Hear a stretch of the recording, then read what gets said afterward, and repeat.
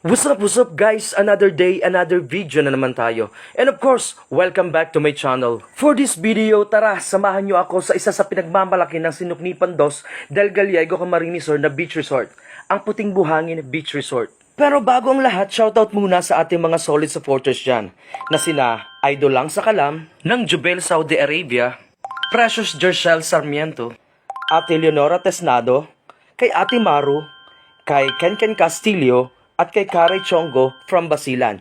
Shout out sa inyo mga idol.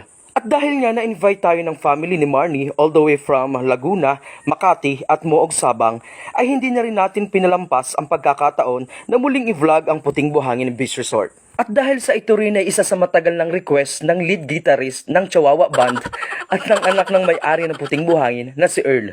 Para sa kaalaman ng lahat, ang Puting Buhangin ay mayroong 13 cottages na kung saan pwede nating rentahan para paglagyan ng ating mga gamit at pagkain. Pwede rin naman tayo sa ilalim ng mga puno basta't may dala tayong banig, kumot, or anumang pangsapin sa buhangin. Napakaganda at napakalinaw ng tubig ng Puting Buhangin na kung saan mag-e-enjoy ka talaga kasama ang iyong pamilya. Napaka-perpekto rin ng lugar na to para pagdausan ng mga gatherings tulad ng kasal, birthday at iba pa. Meron din silang 2 kwarto na pwede nating rentahan kung tayo'y mag-overnight.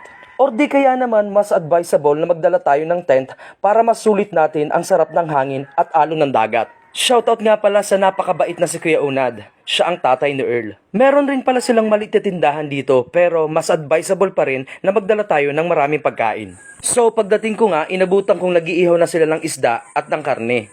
At yun naman talaga ang habol ko, ang makikain. Sa part nga palang ito, kunyari tumulong ako sa pagpaypay para mapansin at maakit kumain. Omar, magsubo naman na kayo dito ng pansit! So ayun na nga, tagumpay.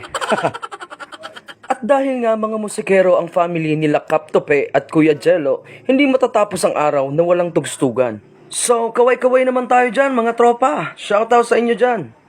At syempre magpapatalo ba ang mga kadalagahan ng Sitio Moog Sabang? Syempre hindi. Kaway-kaway naman tayo dyan.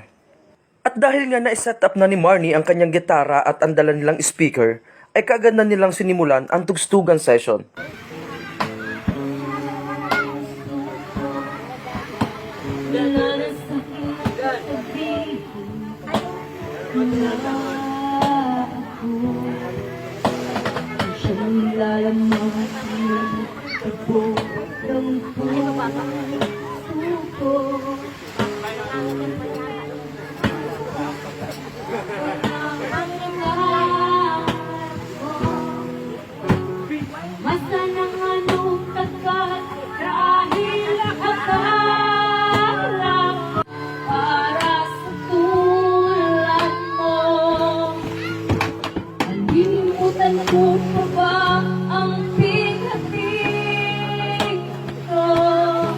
Sa mga oras nga palang ito ay nasisilayan natin ang sunset, na kung saan isa pa rin sa nagbibigay ganda at pagiging espesyal ng Puting Buhangin.